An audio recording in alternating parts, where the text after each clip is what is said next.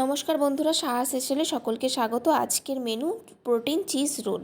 এটা সকালের ব্রেকফাস্টের সঙ্গে আমরা খাবো, তাই এর মধ্যে সব রকম যাতে প্রোটিন থাকে আমি সেই রকমভাবেই বানিয়েছি।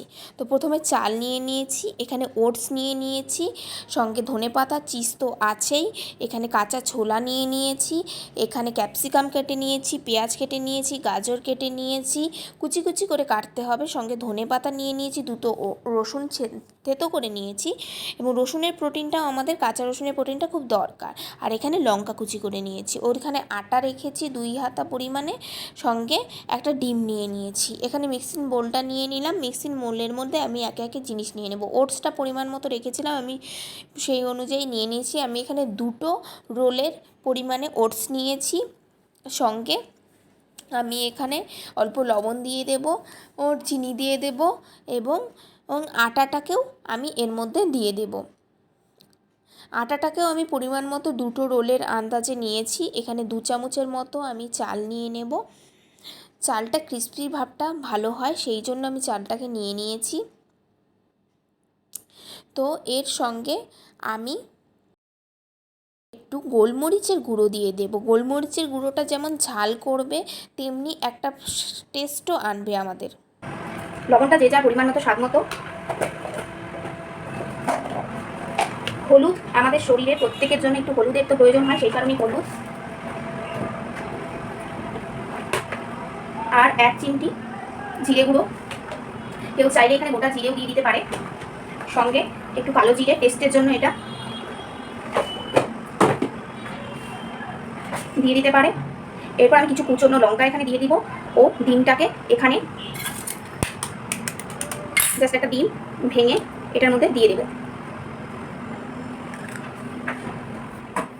দেখো, এখানে আমাদের সুন্দর একটা ব্যাটার তৈরি হয়ে গেছে। ব্যাটারটাকে আমি বোলের মধ্যে ঢেলে নিলাম। কেউ চাইলে এটা জল দিয়ে একবারে মিশিয়ে নিয়ে বাটিতে ঢালতে পারে, কিন্তু আমি এটা শুকনোটা ঢেলে তারপরে বাটিতে জল দিয়ে মিশিয়ে নিলাম, আমার এতেই সুবিধা হয়। তা এরপরে আমি এখানে ধনেপাতাটাকে ছড়িয়ে দিলাম, কুচনো ধনেপাতাটাকে ছড়িয়ে দিলাম, লঙ্কাও দেব। এরপরে ক্যাপসিকামটা আগে দিয়ে নিলাম, তারপর পেঁয়াজ কুচিটা, সঙ্গে গাজর কুচিটাও দিয়ে দেব পুরোটা।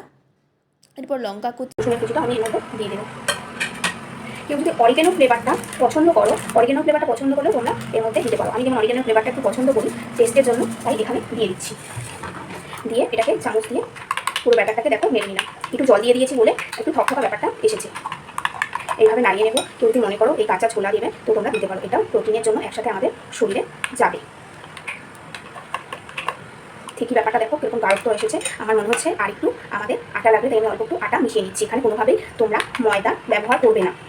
এর ফলে দেখো ঘনত্বটা একটু ঘন হয়ে আসছে, যার ফলে যখন আমরা করবো তখন সেটা ভালোভাবে টানটা আসবে। এইরকম ঘন টাইপের একটা করতে হবে। এটা যখন গ্যাস জ্বালিয়ে দিয়েছি, আমার প্রায় ওভেন গরম হয়ে গেছে। এর মধ্যে এখন আমি জাস্ট তেল দিয়ে ব্রাশ করে নেবো। তেল এখানে খুব একটা ঠিক আছে, যখন তার গরমা উঠতে থাকবে দেবো আমরা, তখন গ্যাসের ফ্লেমটাকে একটু কমিয়ে দেবো। কমিয়ে দিয়ে ঘন টেক্সচারটাকে আমরা এখানে দিয়ে দেবো।